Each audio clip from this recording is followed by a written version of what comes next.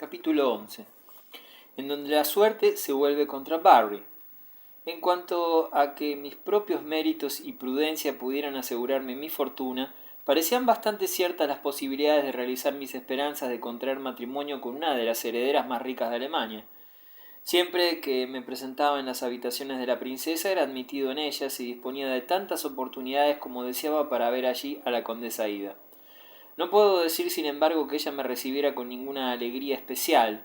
Como ya he dicho, los sentimientos de aquella tonta y joven criatura estaban innoblemente comprometidos con otro, y por muy cautivadora que fuera mi propia persona y mis modales, no se puede esperar que ellos hicieran olvidar repentinamente el amor sentido por su amante, para entregárselo al joven caballero irlandés que ahora la cortejaba. Pero estos pequeños desaires no me descorazonaban lo más mínimo. Contaba con amigos muy poderosos que estaban dispuestos a ayudarme en mis propósitos y sabía que la victoria sería mía tarde o temprano. En realidad solo esperaba que llegara el momento oportuno para perseguir mi objetivo. ¿Quién podría haber previsto el terrible golpe de mala suerte que se abalanzó sobre mi ilustre protectora, viéndome parcialmente involucrado en su ruina? Durante algún tiempo, todas las cosas parecieron prosperar de acuerdo con mis deseos. A pesar de la aversión de la condesa Ida, resultaba mucho más fácil hacerla volver a su sentido común que de lo que quizás hubiera sido en un país tan tontamente constitucional como Inglaterra, donde la gente abandonaba con mayor facilidad aquellos sentimientos de obediencia para con la realeza que solían imperar en Europa en la época en que yo era joven. Ya he dicho cómo, a través de Magny, tenía a la princesa prácticamente a mis pies. Su Alteza solo tenía que presionar al anciano duque, sobre quien ejercía una enorme influencia, y asegurarse la buena voluntad de la condesa de Lillegarten, que era el romántico título de la esposa morganática de su Alteza, y el anciano tardaría en dar una orden de matrimonio que su pupila no tendría más remedio que obedecer. Como consecuencia de su posición, Madame de Lillegarten también se mostraba extremadamente ansiosa por complacer a la princesa Olivia, que, al fin y al cabo, sería llamada cualquier día a ocupar el trono. El anciano duque se tambaleaba, estaba apoplético y le gustaba demasiado la buena vida. Cuando él desapareciera, su esposa necesitaría la protección de la duquesa Olivia. Por ello existía entre ambas mujeres un estrecho y mutuo entendimiento, y la gente decía que la princesa heredera ya estaba en deuda con la favorita del duque por haberla ayudado en varias ocasiones. A través de la condesa, su Alteza había obtenido varios grandes empréstitos de dinero con los que poder pagar sus numerosas deudas. Ahora su Alteza estaba dispuesta a ejercer su amable influencia sobre Madame de Lindengarten con objeto de conseguir para mí la mano de la persona que estaba tan cerca de mi corazón. No se debe suponer que mi objetivo podría ser alcanzado sin las continuas negativas y muestras de mala voluntad por parte de Magny, pero yo puse las cosas resueltamente en claro, y además disponía de medios suficientes para arrollar la terquedad de aquel débil caballero.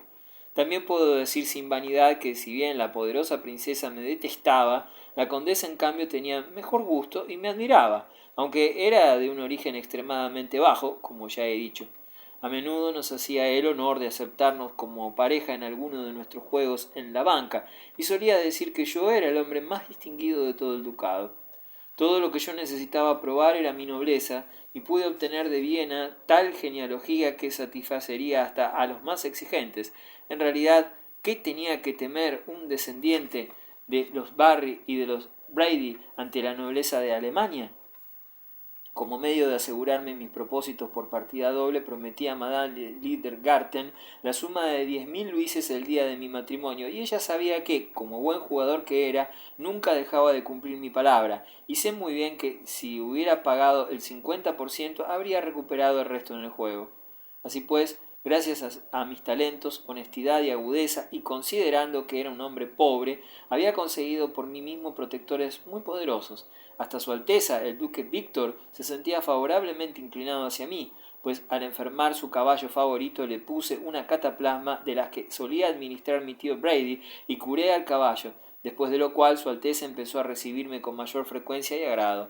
me invitó a sus partidas de caza y de tiro, donde demostré ser un buen deportista, y en una o dos ocasiones condescendió en hablar conmigo de mis perspectivas en la vida, lamentándose de que me hubiera dedicado al juego y de que no hubiera adoptado medios más regulares de progreso personal.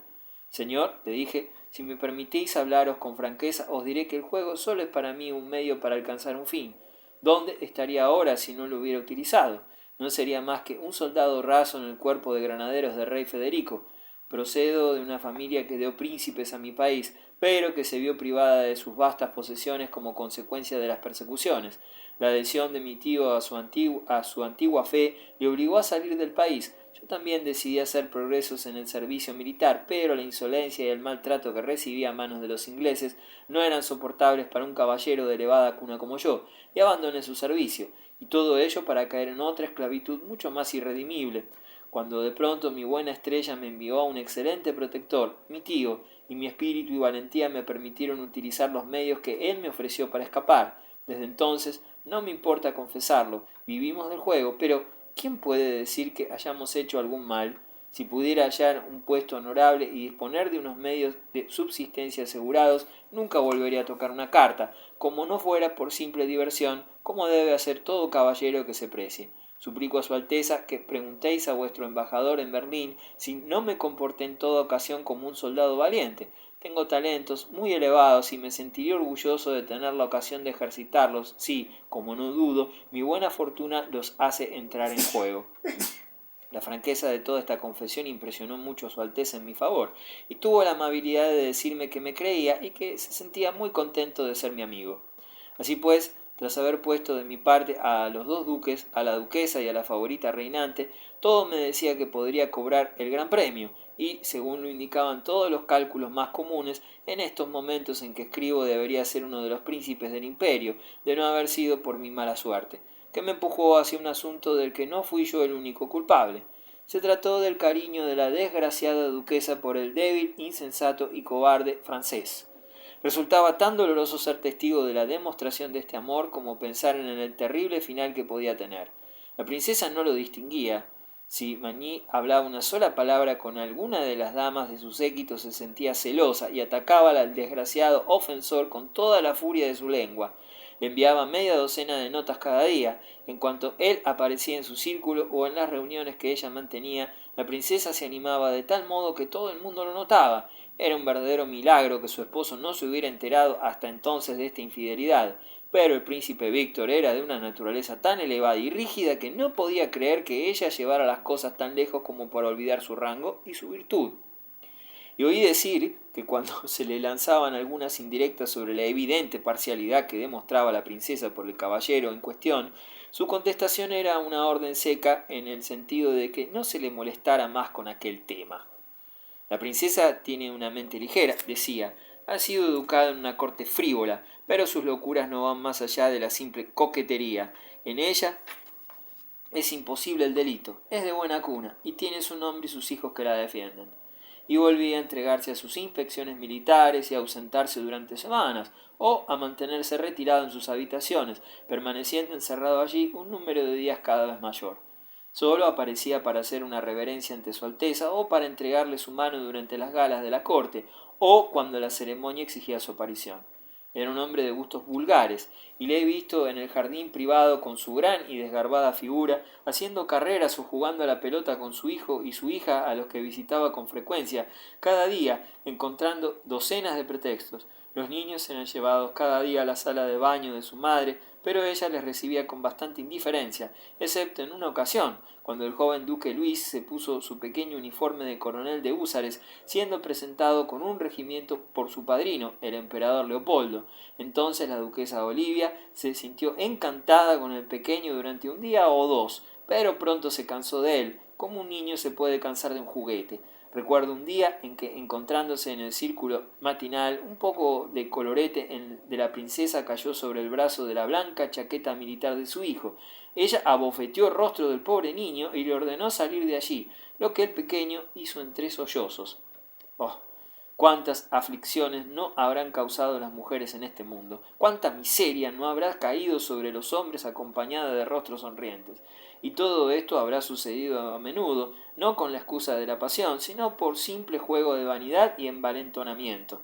Los hombres juegan con estas terribles herramientas de doble filo, como si de ellas no pudiera proceder ningún daño. Yo, que he visto más de la vida que la mayor parte de los hombres, si tuviera un hijo me pondría de rodillas ante él y le pediría que evitara a las mujeres, que son peores que el veneno.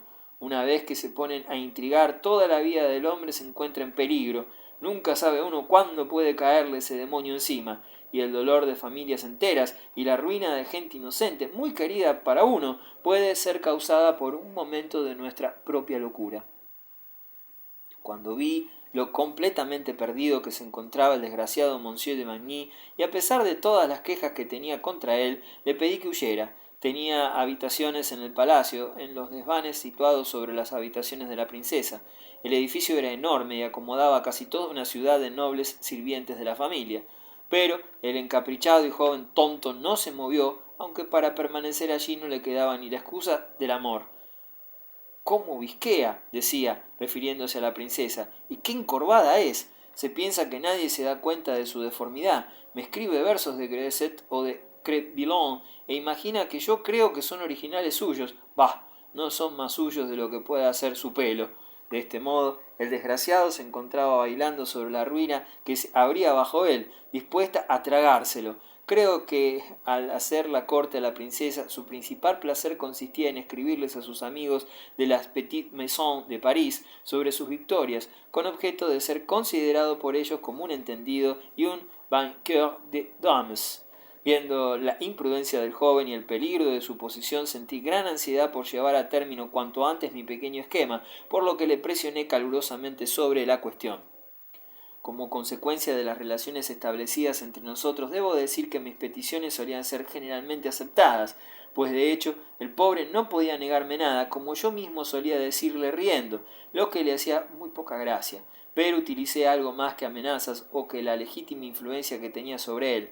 También empleé la delicadeza y la generosidad. Como prueba de ello, mencionaré que le prometí entregar a la princesa la esmeralda familiar que, según he mencionado en el capítulo anterior, le había ganado en el juego a este admirador sin principios.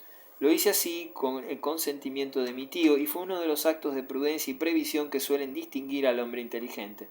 Redmond, presionad ahora sobre la cuestión, me aconsejó mi tío. Ese asunto entre su Alteza y Magny no acabará bien para ninguno de ellos, y eso no tardará en producirse. ¿Y qué sucederá entonces con vuestras oportunidades de ganar a la condesa? Ha llegado vuestra hora, ganadla y casaos con ella antes de que finalice este mismo mes, y abandonaremos entonces todo el asunto y nos iremos a vivir como caballeros a nuestro castillo de Suabia. Desprendeos también de la esmeralda, añadió, pues en el caso de que sucediera algún accidente, su descubrimiento en nuestras manos sería un asunto muy feo. Esto fue lo que me hizo mostrarme de acuerdo en desprenderme de la joya, de lo que, debo confesar, sentía mucho separarme, pero fue una suerte para ambos que así lo hiciera, como no tardarán en saber. Mientras tanto le di prisa a Magny. Yo mismo hablé con resolución a la condesa de Liedergarten, quien me prometió formalmente apoyar mi aspiración ante su Alteza, el duque reinante. Por su parte, Monsieur de Magny fue instruido para inducir a la princesa Olivia a plantear al viejo soberano una petición similar a mi favor. Todo se hizo. Las dos damas se lo pidieron al duque con urgencia, y durante una cena con ostras y champaña, su Alteza dio al fin el consentimiento, y su Alteza la princesa heredera me hizo el honor de notificárselo personalmente a la condesa Ida. Era voluntad del príncipe que se casara con el joven noble irlandés, el caballero Redmond de Bari. La noticia le fue dada en mi presencia, y aunque la joven gritó «¡Nunca!» y cayó a los pies de su señora desmayada, me sentí bastante despreocupado por este pequeño derroche de empalagosa sensibilidad, y tuve la impresión de que mi premio estaba ahora asegurado. Aquella misma tarde entregué al caballero de Magny la esmeralda, y él me aseguró que se la devolvería a la princesa. Ahora la única dificultad que se me presentaba era el príncipe heredero, a quien temían tanto su padre y su favorita como su propia esposa. Podría no estar dispuesto a permitir que la heredera más rica de su ducado se casara con un extranjero que, aun siendo noble, no era rico. Necesitaba tiempo para plantear la cuestión ante el príncipe Víctor. La princesa tenía que encontrarle en algún momento de buen humor. Seguía teniendo días de encaprichamiento en los que no negaba nada a su esposa, y nuestro plan era precisamente esperar uno de esos días o cualquier otra buena oportunidad que pudiera presentarse.